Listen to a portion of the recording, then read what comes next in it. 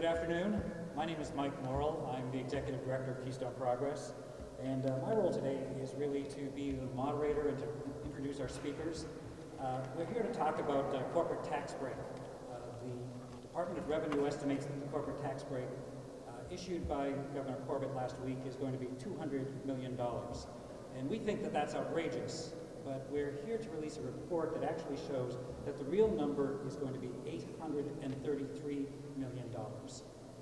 At a time when we're facing severe budget problems in Pennsylvania, that is unconscionable. Politicians are using our real economic problems as an excuse to pay back their corporate donors at the expense of the middle class, and Americans are not buying it. It's time we return to government by and for the people, not bought and paid for by corporate special interests. Instead of working together to put Americans back to work, the politicians in Washington and Harrisburg are using our real economic problems as an excuse to pay back their corporate donors, and Americans just are not buying it. They're handing special tax giveaways to billionaires and CEOs and sticking middle-class families with the bill. They're even taking away the rights of nurses, teachers, and first responders, even though that won't do anything to reduce deficits. Late last week, when many of us were focused on the struggle in Wisconsin between working people in the middle class on the one hand and corporate-backed governor of Wisconsin on the other, that fight came to Pennsylvania. Republican Governor Tom Corbett's Department of Revenue adopted new tax regulations that will reduce the corporate income tax by $200 million in 2010 and $833 million over 2 years. And at almost the same time, Adult Basic, which provides health insurance for 42,000 working Pennsylvanians who do not qualify for medical assistance, ran out of money.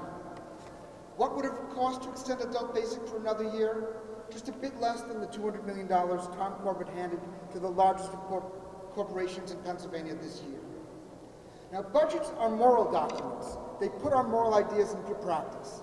Last week, the governor of the Commonwealth made his radical right-wing morality clear for all to see when he decided to put the profits of corporations over the needs of people.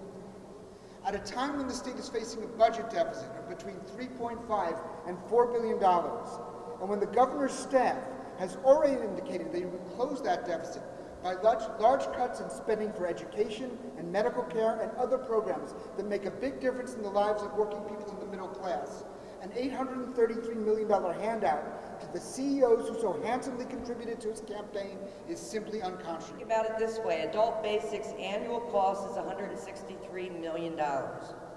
Just this week, tens of thousands lost their Adult Basic health insurance coverage. This tax break could cover the whole cost of insuring all 42,000 Pennsylvanians working poor for the 3 years until federal coverage would kick in. Governor Corbett has announced a budget that he will show us next week that will be painful to working families.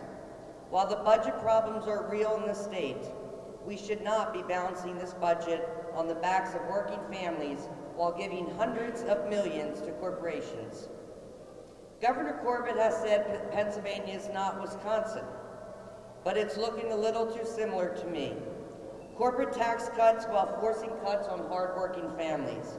This is not fair, and we will not be silent about this. The bottom line is we cannot afford corporate giveaways when the Commonwealth faces a $4 billion deficit.